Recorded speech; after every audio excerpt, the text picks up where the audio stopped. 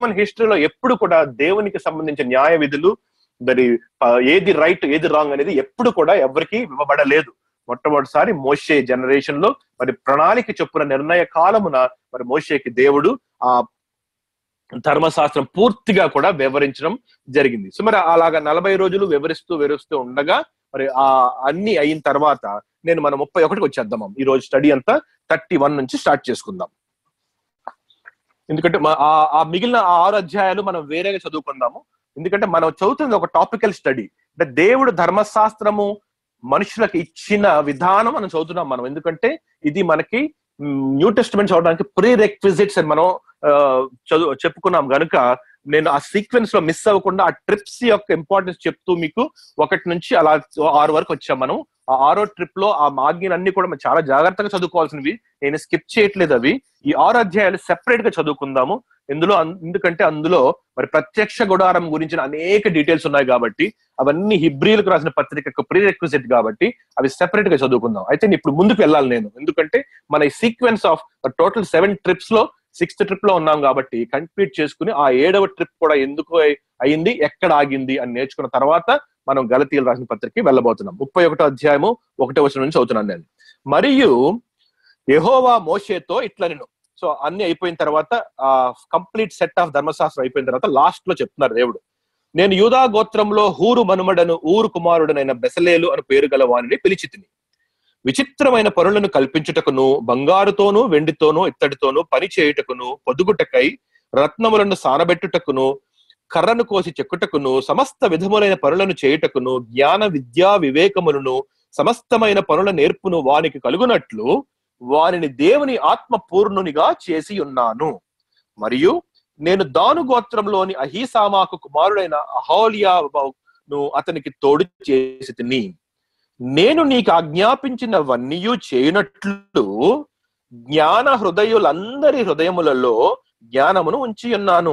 ఎందుకు ఈ మాట అన్నారంటే దేవుడు, మరి నేను ఇప్పుడు నీకు ఒక స్పెసిఫిక్ మెజర్మెంట్స్ తో నువ్వు ఇవన్నీ కూడా చెయ్యాలి. ప్రత్యక్ష గుడారంలో ఉన్న ప్రతి వస్తువుకి నేను మెజర్మెంట్ ఇచ్చి వాటి షేప్స్, సైజ్, డిమెన్షన్స్ అన్ని చెప్పిచ్చాను కనుక మరి వాటి చేయడానికి గల సామర్థ్యాన్ని కూడా మీ మధ్యలో ఉన్న కొంతమంది నేను ఏర్పరచుకున్నాను.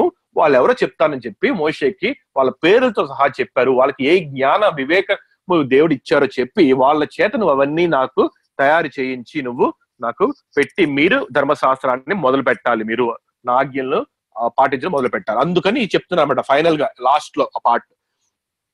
9వ వచనం 7వ వచనం, ప్రత్యక్షపు గుడారపు సాక్ష్యపు మందసమును దాని మీద ఉన్న కరుణాపీఠమును ఆ గుడారపు ఉపకరణములన్నిటినీ, బల్లను దాని ఉపకరణములను, నిర్మలమైన దీపవృక్షమును దాని ఉపకరణములన్నిటి ధూప వేదికను, దహన బలిపీఠమును దాని ఉపకరణములన్నిటినీ, గంగాళమును దాని పీఠను, యాజక సేవ చేయనట్లు సేవా వస్త్రములను, యాజకుడైన అహరోన్ యొక్క ప్రతిష్ఠిత వస్త్రములను, అతని కుమారుల వస్త్రములను, అభిషేక తైలమును, పరిశుద్ధ స్థలము కొరకు పరిమళ ధూప ద్రవ్యములను నేను నీకు ఆజ్ఞాపించిన ప్రకారముగా వారు సమస్తమును చేయవలెను. సో నేను ఎవరికి ఇచ్చానో వాళ్ళు ఇవన్నీ లిస్ట్ అంతా చెప్పాను కదా మీకు నేను ఈ 5 అధ్యాయాల్లో, అవి వాళ్ళు మాత్రమే చేయాలి. 12వ వచనం, మరియు యెహోవా మోషేతో ఇట్లనెను, నీవు ఇశ్రాయేలీయులతో నిజముగా మీరు నేను నియమించిన విశ్రాంతి దినాలను ఆచరింపవలను. నిజముగా అంటే మస్ట్ అన్నమాట, కంపల్సరీగా నేను నియమించిన విశ్రాంతి దినములను ఆచరించాలి. మిమ్మును పరిశుద్ధపరచు యెహోవాను నేనే అని తెలుసుకున్నట్లు అది మీ తరములకు నాకును మీకును గురుతగును. సో ఎప్పుడైతే మీరు విశ్రాంతి దినమును పాటిస్తారో మిమ్మల్ని ప్రపంచం నుంచి నేను సెపరేట్ చేశాను అన్న దానికి గుర్తుగా. ఎందుకు దేవుడు ఏమన్నారు, మిగిలిన 6 రోజులు నేను పనిచేసి 7వ రోజు నేను విశ్రాంతి తీసుకుని వాటిని సెపరేట్ చేశాను. ఆ సెపరేషన్ కి గుర్తు శాబత్ అన్నమాట. ఎప్పుడు కూడా ఆ శాబత్ ఎందుకు దానికి అంత ఇంపార్టెన్స్ అంటే, మిగిలినవన్నీ ఒకటి ఇదొకటి అని దేవుడు ప్రత్యేకించడానికి దాన్ని సాబత్ని గుర్తుగా పెట్టారు. మరి దేవుడు కూడా మరి ఏం చెప్పారు, 6 రోజులు నేను సృష్టి అంతా చేసి 7వ రోజు నేను 6 రోజులు చేసినట్టు కాక ఒక డిఫరెంట్ గా నేను ఉన్నాను. నేను ఎలా ఉన్నాను, ముందు 6 రోజులు పని చేశాను, 7వ రోజున పని చేయలేదు. It's a different day compare to the remaining 6 days. అలాగే ఈ ప్రపంచంలో అందరు మనుషులతో కలిసి ఉన్నప్పుడు నేనేం చేశాను, నేను అందరి మనుషుల్ని సెపరేట్ చేసి మిమ్మల్ని ఒక్కరిని యువతలు తెచ్చుకున్నాను నేను. అంటే అర్థం ఏంటి, 6 రోజులకు సంబంధించిన వాళ్ళందరూ మనుషులు 7వ రోజు సంబంధించిందంతా దేవునికి సంబంధించింది. అందుకనే 6 మనిషి నంబర్ అయింది, 7 దేవుని నంబర్ అయింది. 6 ఎప్పుడు కూడా ప్రపంచంలోని మనుషులందరికీ సంబంధించింది. ప్రత్యేకించబడిన జనాంగం ఎవరు? ఇశ్రాయేలు. కాబట్టి 7వ దినము వారికి సాబత్ గా, విశ్రాంతి దినముగా దేవుడు ప్రత్యేకపరిచి ఈ మాట చెప్తున్నారు. గమనించారా? ఏమంటున్నారు చూడండి. మిమ్మును పరిశుద్ధపరచు యెహోవాను నేనే అని తెలిసి కొనున్నట్లు, ఆ తెలిసి కొనున్నట్లు అండర్లైన్ చేసుకోవాలి మనం. అది తెలిసి కొనున్నట్లు అది మీ తరతరములకు నాకును మీకును గుర్తగును. దేవుడు మమ్మల్ని సెపరేట్ చేశారు, అందుకనే ఈ సెపరేట్ డేని మేము పాటిస్తున్నాము. అంటే మేము సెపరేట్ డే నాడు మేము ఏం పని చేయకుండా, దేవుని ఆజ్ఞ ప్రకారము భక్తి కోసం ఏం పని చేయకుండా మేము విశ్రాంతి మేము తీసుకుంటాము. అది సాబత్ యొక్క ఇంపార్టెన్స్. అది 14వ వచనం, కావున మీరు విశ్రాంతి దినమును ఆచరింపవలను, నిశ్చయముగా అది మీకు పరిశుద్ధము. అంటే సెపరేటెడ్. పరిశుద్ధం అన్న మీనింగ్ మనం లాస్ట్ టైం చదువుకున్నాం. అది ప్రత్యేకించబడింది, అది సెపరేట్. దానిని అపవిత్రపరచువాడు తన ప్రజలలో నుండి కొట్టివేయబడును. ఎలా అపవిత్రపరుస్తాము గమనించండి.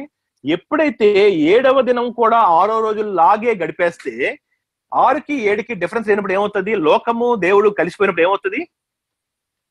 అపవిత్రం అయిపోతుంది. లోకము సంఘము ఒకేలా జీవిస్తే ఏమవుతుంది? అపవిత్రం అయిపోతుంది. అదనమాట దేవుని యొక్క సెపరేషన్ చెప్పడం. లోకమంతా ఒకలాగా ఉంటే నా సంఘం ఒకలాగా జీవించాలి. అది ఈ రోజు మనకిచ్చినది. అంటే ఆ రోజు ఇజ్రాయెల్కి ఫిజికల్ గా ఇచ్చిన సాబత్ యొక్క రియాలిటీ ఈ రోజు మన జీవితాల్లో ఏంటంటే ఆ సెపరేషన్, ఆ హోలీనెస్ దేవుడు ఎక్స్ప్లెయిన్ చేస్తున్నారు.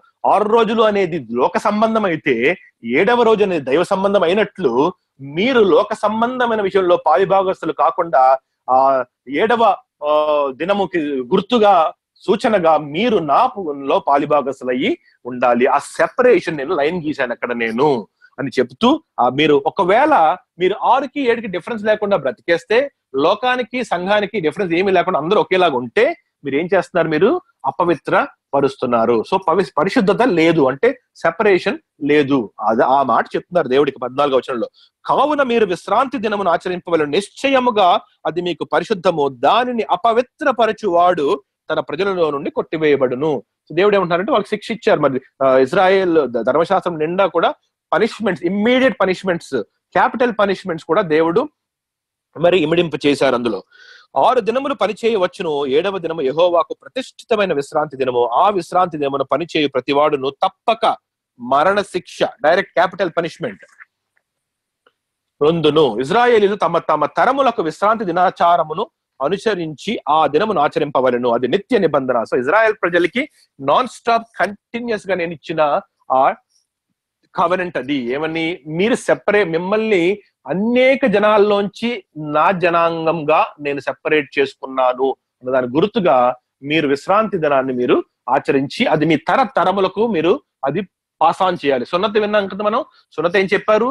అబ్రహాముకు వచ్చిన విశ్వాసము యొక్క నీతి, విశ్వాసం వలన వచ్చిన నీతికి గుర్తుగా, సూచనగా దేవుడు సున్నతి ఇచ్చి ఇది మీ తరములు గుర్తు చేసుకుని ఆ విశ్వాసంలో పాలి పొందుకున్నట్లు మీరు ఆ సున్నతిని నెక్స్ట్ జనరేషన్ కి పాస్ ఆన్ చేయాలి. అలాగే ఈ విశ్రాంతి దినం అనే ఆచరణ కూడా మీరు ఈ లోకములోంచి ప్రత్యేకించబడ్డారు అన్న విషయాన్ని మీరు తెలుసుకున్నట్లు మీ తరములకి మీరు అప్పుడు విశ్రాంతిని పాటిస్తున్నప్పుడు వాళ్ళకి అర్థం అవుతుంది, మా జనాంగము దేవుడు ఒక విషయమై ప్రత్యేక పరుచుకున్నారు, ఒక పర్పస్ మీద. మేము లోకము సంబంధించిన వారము కాకూడదన్నట్లుగా మమ్మల్ని ప్రత్యేకంగా దేవుడు పరిశుద్ధత కోసం పిలిచారు అన్న విషయం వాళ్ళు జ్ఞాపకం చేసుకోవాలి. అది నిత్య నిబంధన. 17వ వచనం, నాకును ఇశ్రాయేలీయులకును అది ఎల్లప్పుడూ గుర్తై ఉండును. దేవుడు మాట చెప్తున్నారు. మన ఇద్దరికి ఇది కవరెంట్. ఇది నాకు ఇజ్రాయెల్ నేషన్ అంతటికి కూడా ఇది ఒక సూచన, ఒక సింబల్, ఒక సైన్. ఎలా అనగా 6 దినములు యెహోవా భూమి ఆకాశమును సృజించి 7వ దినమున పనిమాని విశ్రమించినని చెప్పుము. సో ఆ డిఫరెన్స్, ఆ సెగ్రిగేషన్ ఏంటో నువ్వు వాళ్ళకి ఎక్స్ప్లెయిన్ చేయి. 6 days దేవుడు ఒకలాగా ఉన్నారు, 7వ దినమున దేవుడు వేరొకలాగా ఉన్నారు. 6 రోజులు పని చేశారు, 7వ రోజున విశ్రాంతి తీసుకున్నారు దేవుడు. ఆ మాట చెప్పండి వాళ్ళందరికీ. మరియు ఆయన సీనాయి కొండ మీద మోషేతో మాటలాడుట చాలించిన తరువాత, సో అక్కడితో ఎండ్ అయింది అనమాట. సో దేంతో ఎండ్ అయింది గమనించారా మీరు? మీ దేవుడైన నేను యెహోవాను నేనే అన్న ఆజ్ఞతో మొదలైన ధర్మశాస్త్రము విశ్రాంతి దినము అంటే పరిశుద్ధత, segregation, separation between the world and God, between the world's people and God's people అన్న విషయంతో దేవుడు మొత్తం సెట్ ఆఫ్ ధర్మశాస్త్రాన్ని ఒక 3 ట్రిప్పుల్లో చెప్పారు. మరి థర్డ్ ట్రిప్ లో ముందు స్టార్ట్ అయింది ఆకాశం నుండి మాట్లాడడం 10 ఆజ్ఞలు. అక్కడ నుంచి సెకండ్ సెట్ ఇచ్చి మధ్యలో ఫోర్త్ ట్రిప్ లో సెకండ్ సెట్ ఇచ్చి ఫిఫ్త్ ట్రిప్ వేరేగా ప్రత్యక్షత చూపించి మరి 6వ ట్రిప్ లో ఆ మిగిలిన పార్ట్ అంతా చేసి కంప్లీట్ చేసి చాలించారు అన్నమాట దేవుడు. అంటే మొత్తం ధర్మశాస్త్రం కంప్లీట్ అయిపోయింది, చెప్పడం కంప్లీట్ అయిపోయింది. తర్వాత ఇంకా స్టోరీ ఉంది, వద్దాం దానికి. సో ఇక్కడతో 6వ ట్రిప్ లో అయిపోయిన తర్వాత ఆయన తన శాసనములు గల 2 పలకలను, అంటే ఒక 2 శిలా శాసనాలు తీసుకుని ఆయన యొక్క శాసనము ఏంటది, కమాండ్మెంట్స్. ఏ కమాండ్మెంట్స్? మొట్టమొదటి ఇచ్చిన 10 కమాండ్మెంట్స్ రాశారు. నేను మళ్ళీ గమనించి చదివాను నేను. అందులో రాయబడింది మాత్రం ఈ 10 ఆజ్ఞలు మాత్రమే. మనకి వేరే రెఫరెన్స్ ఉన్నాయి, తర్వాత వెళ్దాం అక్కడికి. ఆ 10 ఆజ్ఞలు పలకల మీద రాసి మిగిలి అంతా మోషే బ్రెయిన్ లోకి పంపించి మోషే వినగా మరి ఆ పలకలను దేవుని వ్రేలితో రాయబడిన రాతి పలకలను అతనికి ఇచ్చాడు. మరి ఆ 10 కమాండ్మెంట్స్ కూడా స్పెసిఫిక్ గా దేవుని తన వేలితో మరి అగ్ని ద్వారా రాశారని చెప్పి మనం వింటాం మనం. సో ఆయన స్వయంగా రాసిచ్చిన ఆ పలకలను దేవుడికి ఇచ్చి, మోషే నీ 6th ట్రిప్ ఇక్కడితో ఎండ్ అయిపోయింది అని చెప్పారు అక్కడ. ఇంకా పంపించలేదు, కిందకి పంపించకుండా చేతికి ఇచ్చారు. ఈ చేతికి ఇచ్చినప్పుడు మరి కింద ఏం జరుగుతుంది? సంథింగ్ ఎల్స్ ఇస్ హ్యాపెనింగ్ అన్నమాట. ఇదంతా ఇక్కడ 40 రోజుల ఎండ్ లో మోషే పర్వతం పైన ఒక్కడే ఉన్నాడు. పర్వతం కింద యెహోషువ ఉన్నాడు, వెయిట్ చేస్తున్నాడు. పర్వతం లోపలికి ఎక్కాడు, కానీ పైకి వెళ్ళింది మాత్రం మేఘంలోకి మోషే ఒక్కడే. ఇశ్రాయేల్ ప్రజలందరూ బౌండరీ అవతలే ఉన్నారు. ఆ బౌండరీ అవతల ఇక్కడ ఇదంతా జరుగుతుంటే ఈ బౌండరీ అవతల ఇంకొక విషయం జరుగుతుంది. అది మనం ముందుకు వెళ్తూ చదువుకుందాం. 32వ వచనం నేను స్టార్ట్ చేస్తున్నాను. మరి మోషే కొండ దిగకుండా తడవు చేయుట ప్రజలు చూచినప్పుడు. ఎందుకు మరి తడవు చేయట అన్న మాట వచ్చింది అక్కడ? తడవు అంటే డిలే. 40 days మంచి కనపట్లేదు. ముందు ఏం చేశారు? కొండ ఎక్కడం వచ్చేస్తున్నాడు. క్విక్ గా జరుగుతుంది ఫస్ట్ 3-4 ట్రిప్పులు. మరి అలా కొండెక్కిన మనిషి వెంటనే వచ్చేస్తున్నాడు. మరి ఈ ట్రిప్ లో పైకి వెళ్ళాడు, 47 రోజులు అయిపోయినాయి, ఇంకా రాలేదు. వాళ్ళకి డౌట్ వచ్చేసింది. అయితే మోషే చచ్చిపోయి ఉండొచ్చు, మోషేని దేవుడు ఏదైనా చేసేసి ఉండొచ్చు, మాకు తెలియదు అని చెప్పేసి వీళ్ళ పూర్వ స్థితికి వెనక్కి వెళ్ళిపోయారు. మనం చదువుతాం, మీకు అందరికీ తెలిసిన వాక్యమే ఇది. సో కొద్దిగా స్పీడ్ గానే వెళ్తాను నేను, ఎందుకంటే ఇంపార్టెంట్ వాక్యం వచ్చినప్పుడు అక్కడ ఆగి నేను స్లోగా చెప్తాను. నేను ఈ మాటలు మాత్రం కొద్దిగా ముందుకు స్పీడ్ గా వెళ్తున్నాను నేను. 1వ వచనము, 32వ అధ్యాయము 1వ వచనము. మోషే కొండ దిగకుండా తడవు చేయుట ప్రజలు చూచినప్పుడు ఆ ప్రజలు అహరోను నద్దకు కూడి వచ్చి, లెమ్ము, మా ముందర నడుచుటకు ఒక దేవతను మా కొరకు చేయుము. ఐగుప్తులో నుండి మమ్మను రప్పించిన ఆ మోషే అనువాడు ఏమాయనో మాకు తెలియదు అని అతనితో చెప్పిరి.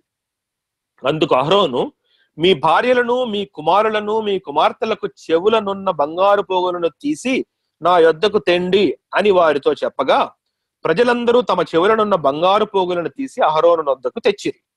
అతడు వారి యొద్ద వాటిని తీసుకొని పోగరతో రూపమును ఏర్పరిచి దానిని పోతపోసిన దూడగా చేసెను. అప్పుడు వారు, ఓ ఇశ్రాయేలు, ఐగుప్తు దేశంలో నుండి నిన్ను రప్పించిన నీ దేవుడు ఇదే అనిరి. అందరూ. అహరోను అది చూచి దాని ఎదుట ఒక బలిపీఠము కట్టించెను. మరియు అహరోను రేపు యెహోవాకు పండగ జరుగునని చాటింపగా, మరునాడు వారు ఉదయమున లేచి దహన బలులను సమాధాన బలులను అర్పించిరి. అప్పుడు జనులు తినుటకును త్రాగుటకును కూర్చుండి ఆడుటకు లేచిరి. అక్కడతో ఆపుతాను నేను ఈ 6 వచనాలు. ఈ 6 వచనాల్లో మీరు గమనించాల్సింది ఏంటంటే, వీరు దేవుడిని మార్చట్లేదు, దేవుడిని కలుషితం చేస్తున్నారు వీళ్ళు.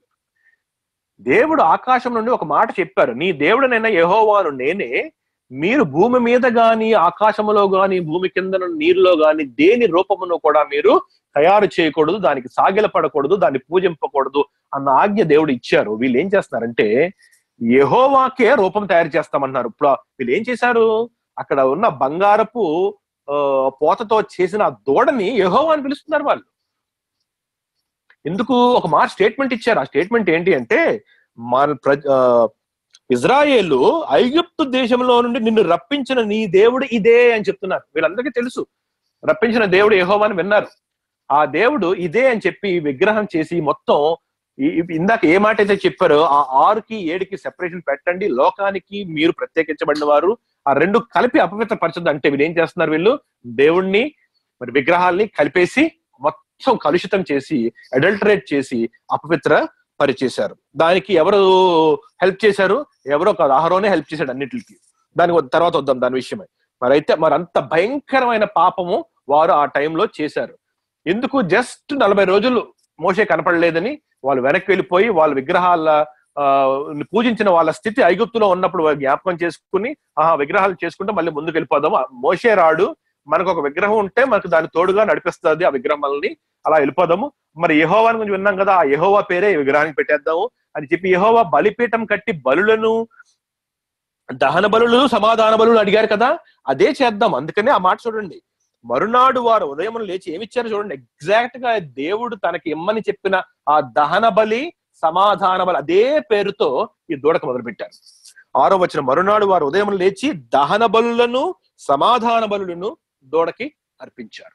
సో అక్కడితో వారి పాపం దేవుని నాస్ట్రల్కి సెగలాగా వెళ్ళింది. అప్పుడు దేవుడు ఇచ్చిన మాటలు ఏంటో ఇప్పుడు చూద్దాం. దేవుడు ఏమంటారు ఈ జరుగుతున్నప్పుడు ఎవరెక్కడికి ఉన్నారు? పర్వతం మీద మోషే దేవుని సమక్షంలో కూర్చుని ఉన్నాడు.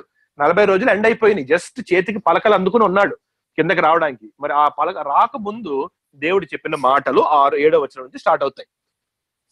6th ట్రిప్ ఎండింగ్ లో జ్ఞాపకం పెట్టుకోండి, మనల్ని రాసి పెడతాం తర్వాత. 7వ వచనం, కాగా యెహోవా మోషేతో ఇట్లనెను, నీవు దిగి వెళ్ళుము, ఐగుప్తు దేశము నుండి నీవు రప్పించిన నీ ప్రజలు చెడిపోయిరి. నేను వారికి నియమించిన త్రోవ నుండి త్వరగా తొలగిపోయి తమ కొరకు పోత పోసిన దూడను చేసుకొని దానికి సాగిలపడి బలి నర్పించి, ఓ ఇజ్రాయేలు, ఐగుప్తు దేశము నుండి నిన్ను రప్పించిన నీ దేవుడు ఇదే అని చెప్పుకొనిరి అని దేవుడు చెప్తారు. వాళ్ళు చెప్పిన మాటల్ని మోషేకి వివరిస్తున్నారు. ఎందుకు? మోషేకి తెలియదు ఈ విషయం. మోషే వెండు, జాగ్రత్త గమనించండి. మోషే ఎక్కడ ఉన్నాడు? దేవుని సమక్షంలో ఉన్నాడు. మరి మోషేకి ఈ మాటలు వినపడతాయా? వినపడవు. ఎవరికి తెలుస్తాయి? సర్వజ్ఞాని అయిన, సర్వ సృష్టికర్త అయిన దేవుడికి అన్ని తెలుసు కాబట్టి ఆ మాటలు అలా అనుకుంటున్నారు మోషే అని చెప్పి మోషేకి అక్కడ కొండ మీద ఉండగా ఈ మాటలు చెప్పి, నువ్వు ఇంక వెళ్లాల్సిందే, నువ్వు కిందకి, నువ్వు బయలుదేరే టైం అయింది, నీ ప్రజలందరూ చెడిపోయారు, నేను ఇప్పుడు వేరే చేస్తానని చెప్పి ఆ మాట చెప్పి మోషేని పంపిస్తున్నారు. 9వ వచనం, మరియు యెహోవా ఇట్లనెను, నేను ఈ ప్రజలను చూచి ఉన్నాను, ఇదిగో వారు లోబడ నొల్లని ప్రజలు, కావున నీవు ఊరకుండుము, నువ్వేం మాట్లాడద్దు, నువ్వు అలా వదిలేసాయి, నా కోపం వారి మీద మండును, నేను వారిని కాల్చివేసి నిన్ను గొప్ప జనముగా చేసేదనని మోషేతో చెప్పగా, వాళ్ళందరినీ చంపేస్తాను నేను, నువ్వు ఉన్నావు కదా, నువ్వు నాతో ఉన్నావు కాబట్టి, నన్ను ఆజ్ఞలు పాటిస్తున్నావు కాబట్టి నిన్ను తీసుకుని నా సంకల్పాన్ని నేను ముందుకి తీసుకువెళ్తాను అని ఆ మాట అనగా, మోషే తన దేవుడైన యెహోవాను బ్రతిమాలుకుని, యెహోవా, నీవు మహాశక్తి వలన, బాహుబలము వలన ఐగుప్తులో నుండి రప్పించిన నీ ప్రజల మీద నీ కోపము మండనేలా, ఆయన కొండలలో వారిని చంపునట్లును, భూమి మీద నుండి వారిని నశింపచేయనట్లును, కీడు కొరకే వారిని తీసుకుపోయిను అని ఐగుప్తీయులు ఎలా చెప్పుకొనవలెను? నీ కోపాగ్ని నుండి మళ్ళుకొని నీవు నీ సేవకులైన అబ్రాహామును, ఇస్సాకును, ఇజ్రాయేలును జ్ఞాపకం చేసుకొనుము, వారితో ఆకాశ నక్షత్రముల వల్ల మీ సంతానం అభివృద్ధి చేసి నేను చెప్పిన ఈ సమస్త భూమిని మీ సంతానంకి ఇచ్చేదను అనియు, వారు నిరంతరము దానికి హక్కుదారులు గదురు అనియు వారితో నీ తోడని ప్రమాణం చేసి చెప్పితివి అనెను. సో ఏ మాట గుర్తు చేశాడు? అబ్రహాముకి ఇచ్చిన వాగ్దానము, తర్వాత ఇస్సాకు, యాకోబుకి ఇచ్చిన వాగ్దానము మరి దేవుని దగ్గర చెప్పి బ్రతిమలాడుకుంటున్నాడు. ప్రభా, మీరే కదా మరి వీళ్ళందరినీ పిలుచుకొచ్చారు, మీరు నిత్య సంకల్పం చెప్పున మీరు పిలుచుకొచ్చారు, మరి వాళ్ళ మీద మీ కోపం మండనేలా, మరి క్లియర్ గానే చదువుకుని అందరికి తెలిసిన మాటలేవి. సో ఆ మాట చెప్పిన తర్వాత అప్పుడు 14వ వచనం, అంతటా యెహోవా తన ప్రజలకు చేసేదనని చెప్పిన కీడును గురించి సంతాపబడెను. ఆ సంతాపపడడం ఏంటంటే రిలెంట్ అయ్యారన్నమాట, అంటే వెనక్కి తీసుకున్నారు అని అర్థం అక్కడ. అంతేగాని సంతాపపడడం అంటే దుఃఖపడిపోయి బాధపడిపోవడం కాదు. అంటే మన తెలుగు సంతాప వర్డ్ కరెక్ట్ కాదు అక్కడ. రిపెంటెడ్ అంటే he just turned back from his decision. అంటే దేవునికి తెలుసు ఆ మోషే నోట్లోంచి ఆ మాటలు వినాలని చెప్పి ఆ మాట అన్నారు దేవుడు. ఎందుకంటే ఆయన నిత్య సంకల్పములో మరి రాజుల నుండి నా కుమారుడు రావాలని ఆయన సంకల్పించినప్పుడు మరి ఈ మోషే ఒక్కడే మిగిలితే ఏమవుతారు? యూదా గోత్రం అంతా నశించిపోతారు. ఒక్క లేవి గోత్రమే మిగిలినప్పుడు మరి రాజవంశం నుంచి యేసయ్య రావడానికి అబద్ధన్న విషయం నిత్య సంకల్పంలో మరి దేవునికి తెలుసు. మరి అయితే ఆ సమయానుసారంగా నిర్ణయకాలం చొప్పున ప్రతిదీ ఆయన సమయాన్ని బట్టి చేసుకుంటూ వెళ్తున్నప్పుడు ఆ సమయంలో మోషేకి ఇన్స్ట్రక్షన్ ఇవ్వాలి, మోషే ఒబీడియన్స్ చూపెట్టాలి, మోషే ప్రార్థన చేయాలి, అవన్నీ కూడా దేవుని సంకల్పమే. సో అందుకని దేవుడు ఆ మాట చెప్పారు. నువ్వు అన్నావు కదా, ఎస్ నువ్వు జ్ఞాపకం చేసావు, నీకు కూడా జ్ఞాపకం ఉంది, ఐఎమ్ రిలెంటింగ్, నేను ఆ పని ఇప్పుడు చేయను, అంటే అందరినీ తుడిచివేయను అని అన్నమాట. అది దాని గురించి సంతాప పడెను. అంతటా అయిపోయింది. 15వ వచనం. మోషే శాసనములు గల 2 పలకలను చేత పట్టుకుని కొండ దిగి వచ్చాను. అయితే ఎప్పుడైతే దేవుడు ఓకే అని చెప్పారో, ఆ మాట చెప్పిన వెంటనే ఇంకా బయలుదేరి కింద 6th ట్రిప్ ముగించుకొని కిందకి వస్తున్నాడు. చేతులు ఏమున్నాయి? కొత్తగా దేవుడిచ్చిన 2 పలకల మీద 10 ఆజ్ఞలు తన చేతుల్లో ఉన్నాయి. కిందకి దిగి వచ్చాను. ఆ పలకలు ఇరు ప్రక్కలను రాయబడినవి. అవి ఈ ప్రక్కను ఆ ప్రక్కను కూడా రాయబడి. మరి ఆ పలకలు రెండిట్లో ఇటు అటు అటు ఇటు 2 వైపు 4 ఫేసెస్ మీద వాక్యాలు ఉన్నాయి. అంటే పలక 1 మీద ఫ్రంట్ అండ్ బ్యాక్, పలక 2 మీద ఫ్రంట్ అండ్ బ్యాక్. సో మొత్తం ఎన్ని ఫేసెస్ ఉన్నాయి? టోటల్ 4 ఫేసెస్ మీద ఎన్ని ఆజ్ఞలు ఉన్నాయి? 10 ఆజ్ఞలే ఉన్నాయి. 16వ వచనం. ఆ పలకలు దేవుడు చేసినవి. సో ఆ పలకలు అనేది మానవుడు చెక్కిన పలకలు కాదు, అవి దేవుడే తయారు చేసి ఇచ్చారు. ఆ పలకల మీద చెక్కబడిన రాత దేవుని చేరాత, దేవుని సొంత హ్యాండ్ రైటింగ్ తో రాసి దేవునికి మోషేకి ఇవ్వడం జరిగింది. ఆ ప్రజలు ఇక్కడ గమనించినట్టయితే మీరు ఆ ప్రతి మాట కూడా దేవుడు దేవుడు అని ఉంది. యెహోవా యెహోవా అన్న మాట ఉండదు. మీరు అండర్లైన్ చేసుకోండి. ఎక్కడైతే దేవుడు అన్న మాట వస్తుందో మీకు తెలుసు, మన ప్రీవియస్ స్టడీ ప్రకారం మీకు ఆ డిఫరెన్షియేషన్ క్లియర్ గా మీకు తెలిసిపోతుంది. కనుక మీరు ఆ దేవుడు అన్న చోట ఎప్పుడైతే దేవుడు ఉందో త్రిత్వం అందరూ కలిసి ఇచ్చారు. అంటే యేసు ప్రభు చేతి హ్యాండ్ రైటింగ్ కాదు, త్రిత్వం యొక్క హ్యాండ్ రైటింగ్ అన్నమాట 10 ఆజ్ఞలు పలక మీద ఇచ్చింది. దేవుని చేవ్రాత, యెహోవా చేవ్రాత కాదు, దేవుని చేవ్రాత. ఆ దేవుడైన త్రిత్వానికి పేరు యెహోవా అని మనకు తెలుసు. అవన్నీ ఆల్రెడీ మనం చదువుకున్నాం, మళ్ళీ వెళ్ళట్లేదు ఎక్కడికి. నేను ఆ ప్రజలు పెద్ద కేకలు వేయిచుండగా యెహోషువ ఆ ధ్వని విని పాళెంలో యుద్ధ ధ్వని అని మోషేతో అనగా, మరి కిందకు వచ్చినప్పుడు యెహోషువ కనబడ్డాడు బయటకు వస్తుండగా పర్వతం నుంచి. మరి ఆ ధ్వని వీళ్ళిద్దరికి వినపడుతుంది. అప్పుడు యెహోషువ ఏమన్నాడంటే, క్యాంప్ లో ఏదో ధ్వని వస్తుంది అని మోషేతో చెప్తే, మోషే అది జయధ్వని కాదు, అపజయధ్వని కాదు, అంటే విక్టరీ కాదు, డిఫీట్ లో వచ్చే టైప్ కాదు, సంగీత ధ్వని నాకు వినపడుచున్నది అనెను. అతడు పాలెంలోకి సమీపించగా ఆ దూడను వారు నాట్యమాటను చూచెను. అందుకు మోషే కోపము మండెను. మరి అదంతా కూడా చూశాడు ప్రత్యక్షంగా. దేవుడు చెప్పారు ఆల్రెడీ, కానీ ఇప్పుడు కళ్ళతో చూస్తున్నాడు ఏం జరుగుతుందో. చూసిన వెంటనే మోషేకి చాలా కోపం వచ్చింది. ఒక్క 40 రోజులు నేను ఆలస్యం చేయడం వల్ల వీరు తిరిగి ఎంత భయంకరమైన తప్పు చేశారు. ఏ ఆజ్ఞతో దేవుడు మొట్టమొదటి చెప్పారో దాన్నే వీరు ఉల్లంఘిస్తే, మరి ఇన్ని ఆజ్ఞలు దేవుడు ఇస్తే వీళ్ళు ఏం చేస్తారు వీళ్ళు అని కోపం వచ్చేసి ఆ దూడను వారు నాట్యమాటను చూచెను. అందుకు మోషే కోపం మండెను. అతడు కొండ దిగువన తన చేతుల్లో నుండి ఆ పలకలను పడవేసి వాటిని పగలగొట్టెను. సో తన చేతుల్లో ఉన్న 2 పలకలు దేవుడిచ్చినవి. ఆ కోపం తట్టుకోలేక నేల మీద వీరందరికీ ఇది తగదు, నేను ఇంత మంచి మాటలు దేవుడు మనకి ఇస్తే ఆ మాట ఆ చేతిలో ఉన్న ఆజ్ఞలను ఫస్ట్ దే కదా వాళ్ళు ఉల్లంఘించారు వాళ్ళు. అదనమాట మోషే కోపం. తన చేతిలో ఉన్న పలకల మీద 10 ఆజ్ఞలు ఉన్నాయి. ఆ 10 ఆజ్ఞలు మొట్ట నీ దేవుడునైనా యెహోవా అనే నేను తప్ప వేరొక దేవుడు నీకు ఉండకూడదు, విగ్రహాలు నువ్వు చేయకూడదు. ఫస్ట్ 2 ఆజ్ఞలను కళ్ళ ముందు వాళ్ళు అక్కడ అలాగా ఉల్లంఘిస్తూ ఉంటే ఆ చూడలేక ఆ ఆజ్ఞలను తీసుకుని ఇది మీకు అవసరమా ఇది అని చెప్పేసి వెంటనే దాన్ని పడేశాడు. దానివల్ల దేవునికి ఏం కోపం రాలేదు. మనం చదువుకున్న తర్వాత ఎట్టి పరిస్థితుల్లో ఇంత కూడా దేవునికి మోషే మీద ఏమి కోపము రాలేదు. పలకలను పడవేసి వాటిని పగలగొట్టాను. మరియు అతడు వారు చేసిన ఆ దూడను తీసుకుని మరి ఆ కోపం వాళ్ళ దగ్గరికి వెళ్ళి మరి దేవునికి మహిమకరంగా ఆ విగ్రహాన్ని వెంటనే అక్కడ నుంచి డిస్మిస్ చేయమని చెప్పి ఆ దూడను తీసుకు అగ్నితో కాల్చి పొడి చేసి నీళ్ల మీద చెల్లి ఇశ్రాయేలు చేత దాన్ని త్రాగించను. మీరందరూ తను ఎందుకు త్రాగించాడంటే అది వాళ్ళ నోట్లోకి వెళ్ళినప్పుడు ఏమవుతుంది, అది అపవిత్రమయ్యి యూరిన్ లాగా మళ్ళీ బయటకు వస్తుంది కదా, అది చెప్పడానికి ఆ మాట ఎందుకు తాగిచ్చారంటే ఆ తాగి మీరు చేస్తున్నది ఎంత అపవిత్రం అంటే మీరు ఇప్పుడు మీరు ఆ పొడి నోట్లో వేసుకున్నారు, అది మీ ఫీసెస్ గా యూరిన్ గా బయటకు వస్తుంది. అటువంటిది మీరు trying to bow before them అని చెప్పి వారికి దాని యొక్క అపవిత్రతను వారికి చెప్తున్నాడు అన్నమాట. ఆ పౌడర్ చేసి వాళ్ళ నోటితో వాళ్ళ చేత తాగించాడు మొత్తం అంతా. 21. అప్పుడు మోషే, నీవు ఈ ప్రజల మీదకి ఈ గొప్ప పాపము రప్పించినట్లు వారు నీకు నిన్ను ఏమి చేసిరి అని అహరోను అడగగా, మరి అహరోను దగ్గరికి అహరోను ఏంటిది ఏం చేస్తున్నావు, నువ్వు చేసావని చెప్తున్నారు వాళ్ళందరూ, నువ్వు అంత పెద్ద పాపం చేయడానికి నువ్వెందుకు హెల్ప్ చేసావు అని అడిగితే అహరోను ఎంత సైలెంట్ గా ఏమన్నా చూడండి. నా ఏలినవాడ నీ కోపం మండనీయకము, ఈ ప్రజలు దుర్మార్గులను మాటని వెరుగుదువు, వారు మాకు ముందు నడుచుటకు ఒక దేవతను చేయము, ఐగుప్తులో నుండి మమ్మను రప్పించిన వాడు ఈ మోషే ఏమాయనో మాకు తెలియదనిరి, అందుచేత నేను ఎవరి యొద్ద బంగారం ఉన్నదో వారు దానిని ఉడదీసి తెండని చెప్పి తిని నేను దాని అగ్నిలో వేయగా ఈ దూడయాయనను. అది అబద్ధం. అది ఎందుకంటే మౌల్డ్ చేసి ఆ మౌల్డ్ లో పెట్టి వేసాడు. అక్కడ ఉంది, రాయబడి ఉంది. అక్కడ అగ్నిలో బంగారం వేసేస్తే దూడ బయటికి రాలేదు.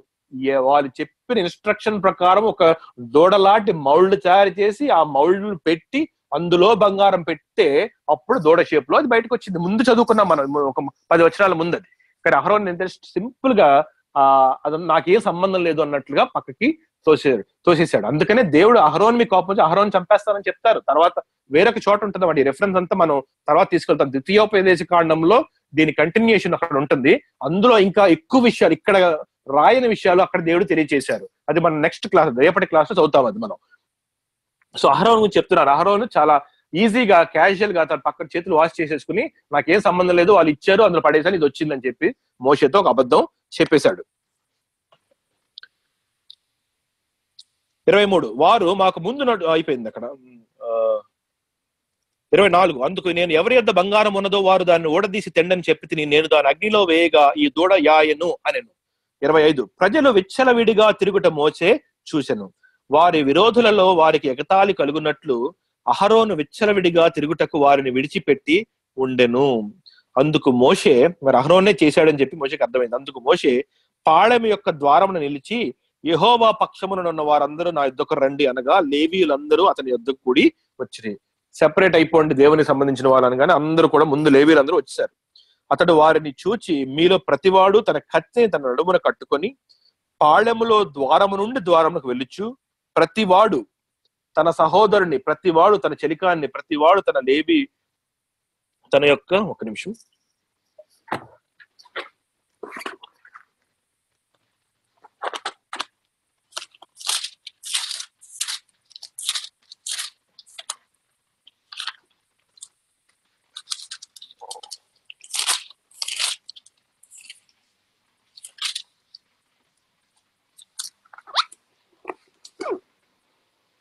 అతడు వారిని చూచి మీలో ప్రతివాడును తన కత్తిని తన నడుమున కట్టుకుని పాళెములో ద్వారం నుండి ద్వారమునకు వెళ్ళుచు ప్రతివాడు తన సహోదరుని, ప్రతివాడు తన చెలికానిని, ప్రతివాడు తన పొరుగువానిని చంపవలనని ఇజ్రాయేలుల దేవుడైన యెహోవా సెలవిచ్చుచున్నాడనెను. దేవుడిచ్చిన ఆజ్ఞ ఇది. మీరందరూ ఎవరైతే యెహోవా పక్షం ఇటు వచ్చారో మీరు వెళ్ళి ఈ పాపము చేసిన మిగిలిన వారందరినీ కూడా మీరు చంపివేయండి అని చెప్పగా లేవీయులు మోషే మాట చొప్పున చేయగా ఆ దినమున ప్రజలలో ఇంచుమించు 3,000 మంది కూలిరి. అక్కడికక్కడే మరి లేవీయులు ద్వారం వెళ్ళి ఎవరైతే ఈ పని చేశారో వాళ్ళందరినీ కూడా చంపుకుంటూ వెళ్ళిపోతుంటే 3,000 మంది అక్కడే చనిపోయారంట ఇమ్మీడియట్ గా.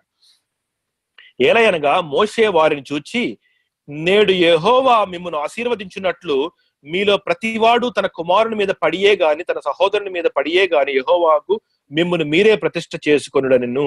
అంటే ఆ పాప విషయంలో మీరు ఆ 6-7 సెపరేట్ చేయాలి. అది మీ సొంత కుటుంబం అయినా కూడా మీకు తప్పదు. మీ తమ్ముడు చేసినా, మీ కుమారుడు చేసినా, మీ చెలికాడు చేసినా, మీలో ఉన్న మీ ఫ్యామిలీ మెంబర్ చేసినా మీరు వాళ్ళని చంపితేనే మీరు మీకు దేవునికి ప్రతిష్ఠ చేసుకున్నట్టు అనగానే వారు కత్తి తీసుకుని అంత స్ట్రిక్ట్ క్యాపిటల్ పనిష్మెంట్. మరి పాపం యొక్క జీతము మరణము అన్న దాని ఎగ్జిక్యూషన్ డైరెక్ట్ గా దేవుడు చూపెడుతున్నారు. ఆ మరణం ఎంత ఇమ్మీడియట్ గా ఉంటుందో.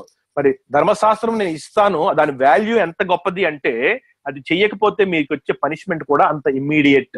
సో ఇవన్నీ కూడా వారికి నేర్పిస్తున్నారు దేవుడు.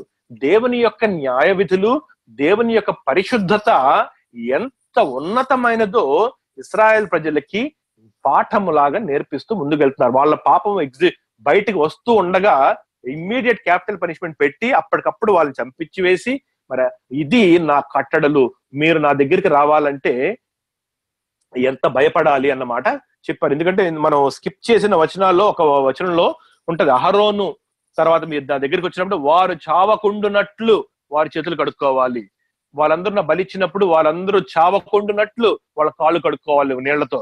అంటే పొరపాటును కూడా మీ పాప నాకు కనపడిందంటే నేను చంపేస్తాను మిమ్మల్ని, నేను పాపాన్ని అటువంటి విధంగా ద్వేషిస్తున్నాను, నేను రోషము గల దేవుడను, మీరు ఎట్టి పరిస్థితుల్లో విగ్రహారాధన చేసినా నేను ఇమ్మీడియట్ గా మీ మీద పడి నేను చంపేస్తాను అన్న మాటని జ్ఞాపకం చేస్తూ ఈ ఫస్ట్ ఎగ్జిక్యూషన్ జరిగింది. 3,000 మంది మాస్ ఎగ్జిక్యూషన్ అంటే క్యాపిటల్ పనిష్మెంట్ దేవుడు ఇచ్చారు. సో అందులో కుటుంబాన్ని కూడా సెపరేట్ చేసేమన్నారు. కుటుంబంలోనే ఉన్న వాళ్ళు మీరు చంపేసుకోవాలి, మీరు అప్పుడే మీరు నాకు సెపరేట్ అయినట్టు లెక్క.